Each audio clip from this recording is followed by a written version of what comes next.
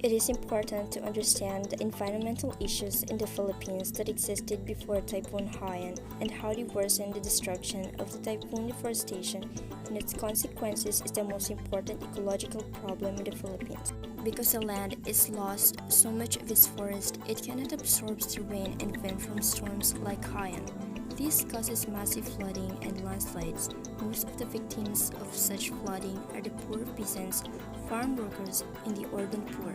They live on the river banks at the foot of mountains areas and in cramped shantytown areas at the foot of mountains, especially those that are near rivers, are in danger of being buried in mud and logs from the uplands. The Philippine government has no competent plans in place to create decent housing for thousands of residents living along riverbanks and other endangered areas, even putting aside the probable effects of global warming.